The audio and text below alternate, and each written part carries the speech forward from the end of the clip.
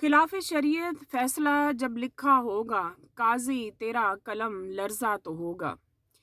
इस शेर से यकीनन आपको मेरे शेर का जो मफहूम है वो समझ आ गया होगा।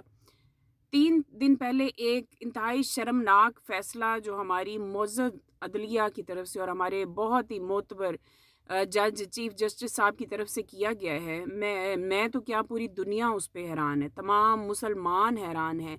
और मुझे समझ नहीं आई कि काज़ी साहब जिनके नाम के साथ काज़ी लगता है, क्या उन्हें नाम का मतलब, अपने नाम का मतलब नहीं पता, या उन्हें अपने रुतबा जो इस वक्त अल्लाह ने उन्हें जिस रुतबे से नवाजा है उसकी अहमियत का अंदाज़ा नहीं है।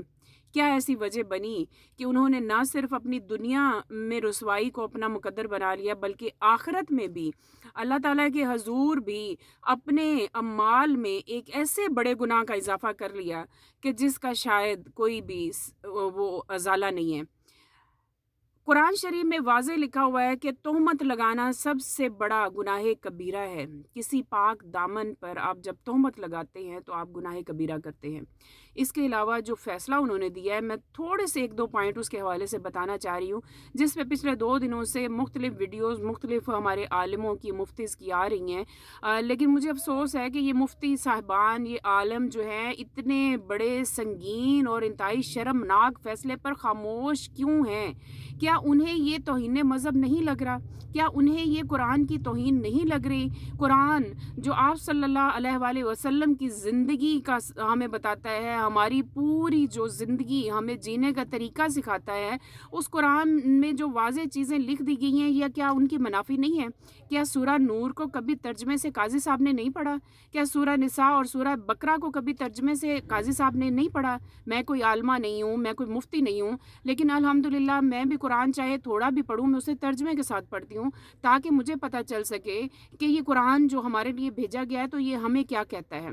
जहाँ तलाक के बारे में लिखा है, इद्दत के बारे में लिखा हुआ है, क्या इन्हें नहीं पता है? ये जो जज बन गए हैं इतना पढ़ लिख के, क्या इन्हें कुरान और सुन्नत का कुछ पता नहीं है? इन्होंने ये फैसला कैसे कर दिया? अब मैं 1-2 पॉइंट बताना चाहती हूँ ख़वातीन के इस इद्दत के हवाले से। आपको पता है कि कुरान में वाज़ेह तौर पर सूरह बकरा, सूरह नूर में वाज़ेह लिखा हुआ है कि 3 माहवारी इद्दत की जो मुद्दत मुकर्रर है वो 3 माहवारी है। अब एक नॉर्मल औरत के भी जो है वो माहवारी महीने में 2 दफ़ा हो सकती है, यानी उसका साइकिल 20 दिन का हो सकता है। कइयों का 25 दिन का होता है, कइयों का 26 का और कइयों का महीने का होता है। मैं चूँकि मेडिकल फ़ील्ड से वाबस्ता हूँ, होमियो डॉक्टर भी हूँ, तो मुझे ये चीज़ें मेडिकली भी पता है।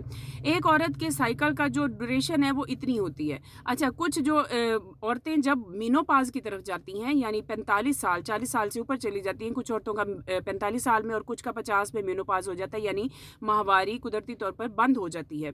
और जब ये बंद होने का सिलसिला शुरू होने लगता है, यानी मेनोपॉज़ स्टार्ट होने लगता है, तो माहवारी डिस्टर्ब हो जाती है। अब उसमें क्या होता है कि 1 महीने में 2 दफ़ा भी साइकिल आ जाते हैं, और 1.5 महीने में 3 दफ़ा हो जाते हैं बाज़-औक़ात, और बाज़-औक़ात 2 महीने में 3 दफ़ा हो जाते हैं। तो ये होती है उसकी मुद्दत। कुरान में वाज़ेह लिखा हुआ है कि 3 माहवारी इद्दत जो है वो गिनी जाएगी।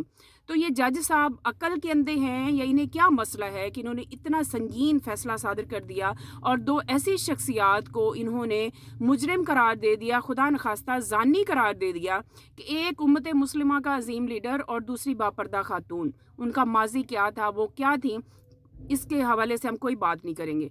लेकिन पिछले कुछ सालों से, जब से खातून अव्वल के तौर पे या उससे पहले भी वो बापर्दा खातून थी, तो उनके किरदार पर इतना बड़ा इल्ज़ाम आपने लगा दिया, एक ऐसे बंदे पर आपने इल्ज़ाम लगा दिया जो कुरान पे हलफ़ उठा रहा है कि मैंने बुशरा बीबी को सिर्फ़ निकाह वाले दिन देखा।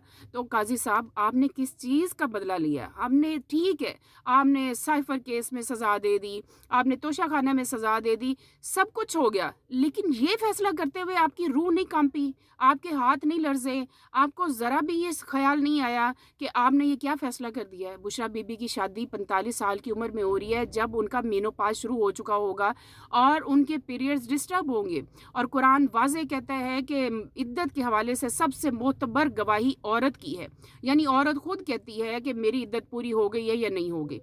तो मुझे आपके फ़ैसले से, मुझे तो क्या, पूरी दुनिया जो है, हम तमाम मुसलमानों के सर जो हैं वो शर्म से झुक गए हैं।